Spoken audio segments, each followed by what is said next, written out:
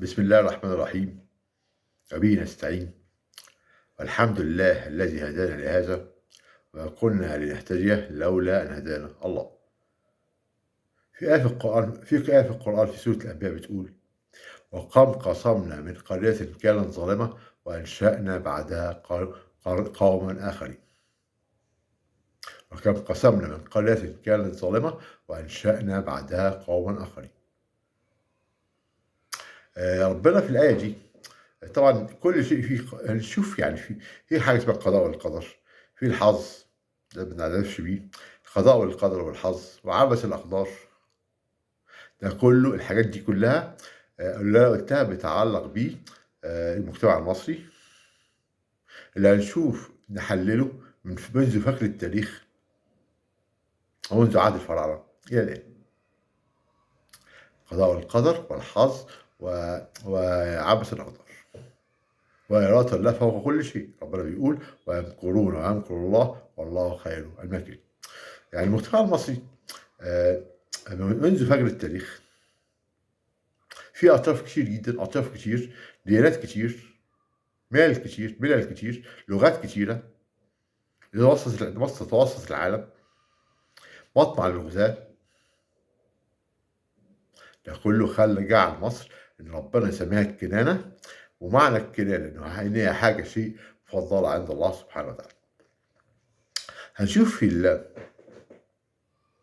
الحلقة دي هنشوف المجتمع المصري في المعقول ولا معقول. ده عنوان الحلقة: المجتمع المصري المعقول ولا معقول. يعني نشوف الظواهر اللي مرت بمصر وازاي يعني حاجات غريبة، زي يكون في سحر وفي حاجة مش عارف، حتى حاجة اسمها لعنة الفراعنة بعد اكتشاف الراجل الخبير الآثار هيوارد كارتر ليه قناع توت عنخ آمون.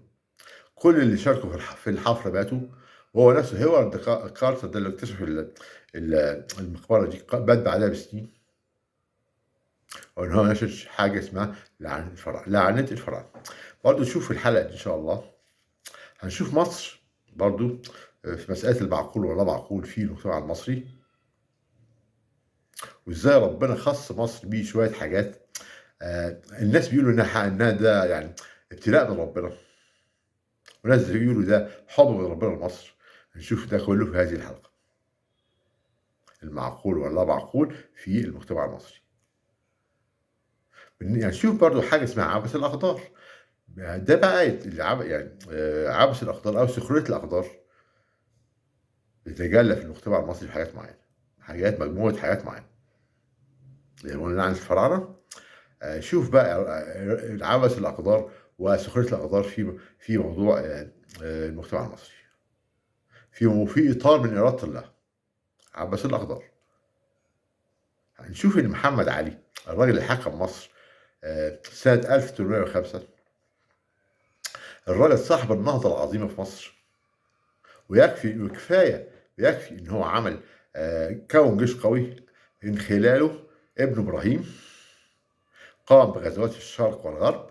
فكان هنشوف الإمبراطورية المصرية أيام محمد علي كانت من الشرق في الصين شرقا إلى المغرب غربا، وإنجازات كثيرة في عهد محمد علي.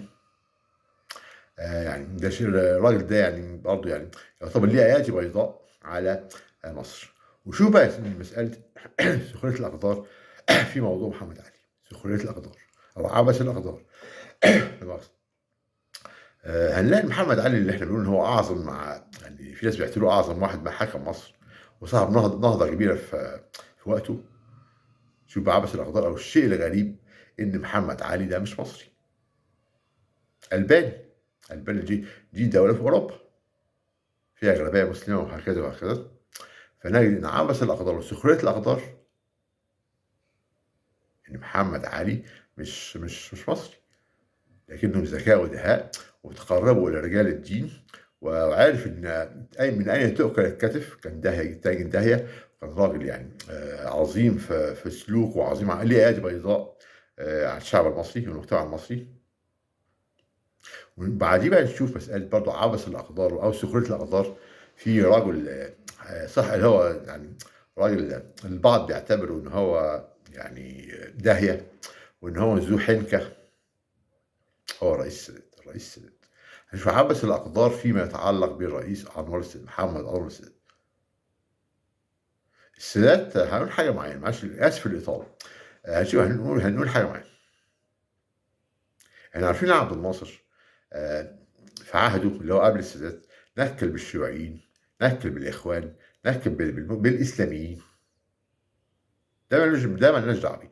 شوف السادات بعد ما تولى الحكم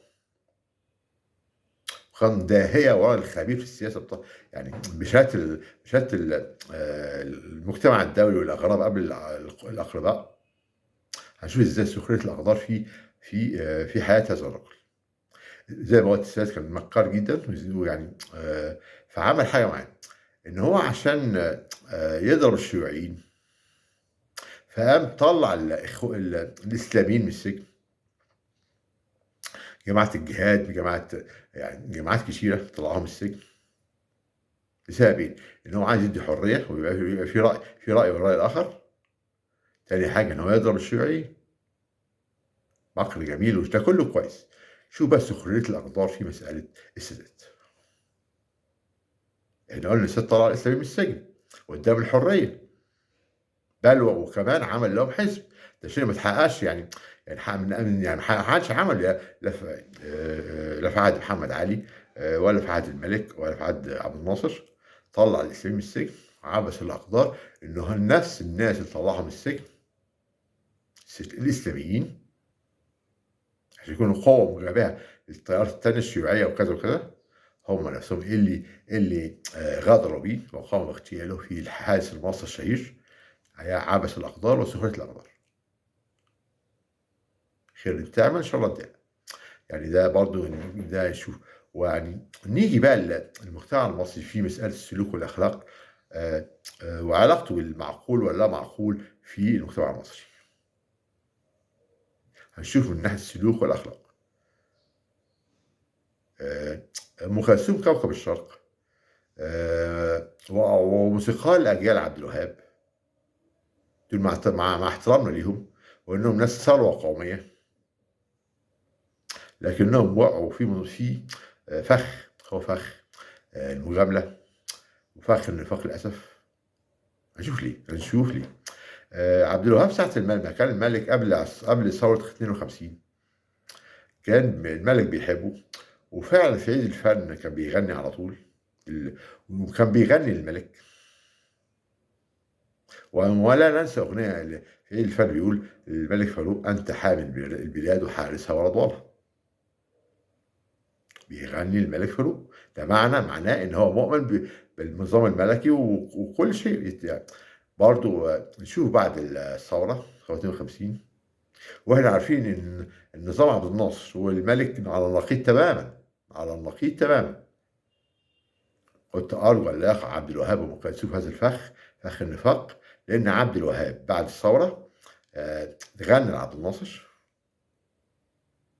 بل واغانيه في اغاني لعبد الناصر بيسخر فيها من عهد الملك.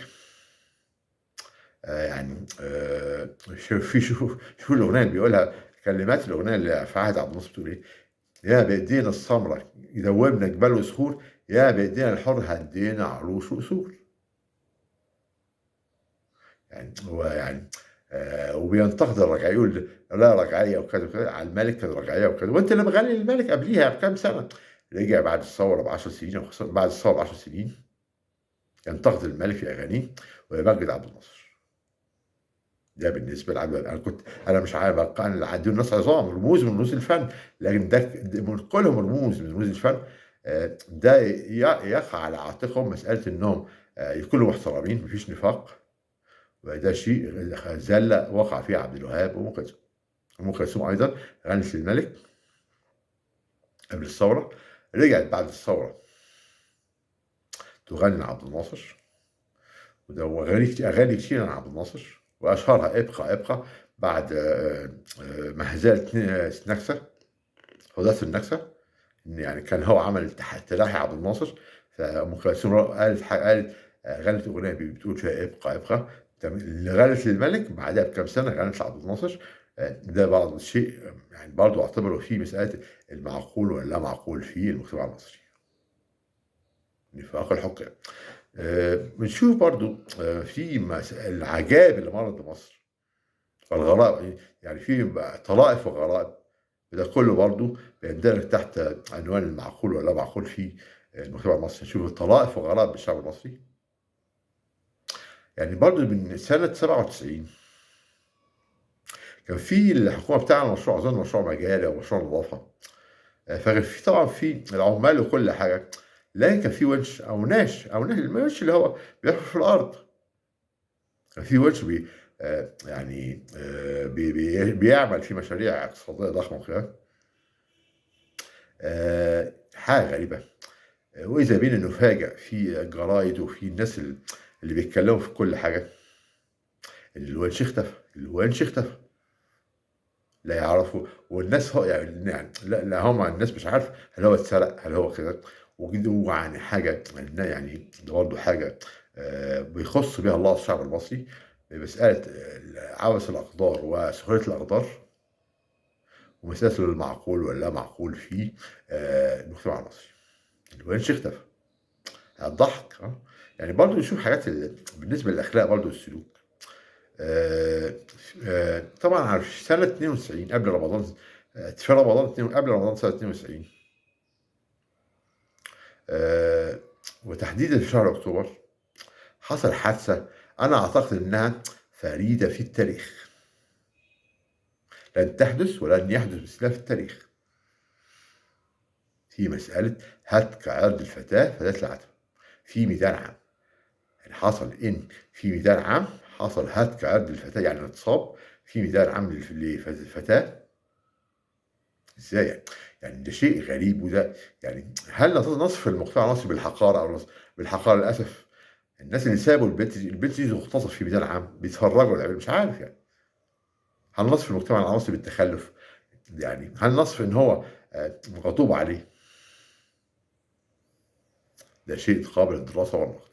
تاني حاجة برضه في التسعينات كان في شاب اسمه سيد، كان بيعاني من مشكلة نفسية واكتئاب. شوف يعني فجات له فكرة غريبة مجنونة، إن هو حَس إن هو تقريبًا البنات ما بيعترضوش ليه، ما بيحبوش، فده زرع عنده مسألة يعني إن هو مستعار إن هو ذكر، والفعل يعني إن هو دخل المستشفى واتفق مع الأطباء، تحوّل من ذكر إلى أنثى وسمّى نفسه سالي. مش كده وبس، مش كده وبس، ده كمان حاجة تانية، اشتغل على الهرم كراقصة، اللي هو اللي اتحول سيد اتحول إلى سري، اشتغل في الكباريهات كازينوهات كراقصة. مش كده وبس، ده كمان مش راقصة وبس، ده كمان كان بيأتي بحركات خليعة في أثناء الرقص. شوفوا المفارقة، شوفوا عبث الأقدار، شوفوا اللا معقول واللا معقول في المجتمع المصري. ده كله شيء عايز دراسة تفنيد. وأنا يعني أول حاجة عبث الأقدار في مسألة السادات اللي قتلوا الناس اللي هو طلعوهم من السجن، قتلوه اللي هم طلعوهم من السجن، وعم محمد علي اللي هو صاحب أكبر نهضة حضارية وسياسية، إزاي ما كانش مصري؟ ده كله يعني ده طبعًا حاجات ربنا بيخص بيها مصر، ونرجو إن ده يكونش غضب الله سبحانه وتعالى على مصر، لأن لو طبّقنا الآية اللي هي بتقول: "وكم قصمنا من قرية كانت ظالمة وأنشأنا بعدها قومًا آخرين." أرجو أن يكون هذه الآية لا تنطبق على الشعب المصري. يعني ده كله يعني ده إحنا فندنا مسألة الشعب المصري، وإزاي وصلت أحفاد الفراعنة، وصل بيهم الحال إلى إن يعني انهيار في الأخلاق، انهيار في المنظومة الأخلاقية. ويكفي إن الناس بتوع الألتراس اللي هم بتوع ماتشات الكورة يقعدوا ورا المنورين يشتموا ويألفوا أغاني بذيئة، ويصل هذا إلى الناس في البيوت. شر البلية ما يفرق، شر البلية ما يفرق. أرجو إن إحنا يعني نشوف ده كله كلام لوجه الله، وأرجو إن كنتم تحطوا في اعتباركم الأخلاق والقيم والمبادئ، دي أشياء تحمي مصر من الفضائح والكوارث. واختتم هذه الحلقة بالآية نفسها اللي ابتدت بها الحلقة، اللي بتقول: وكم قصمنا من قرية كانت ظالمة وأنشأنا بعدها قوما آخرين. وأنا هل بلغت؟ اللهم فاشهد. أنا هل بلغت؟ اللهم فاشهد. والسلام عليكم ورحمة الله وبركاته على سيد البشر.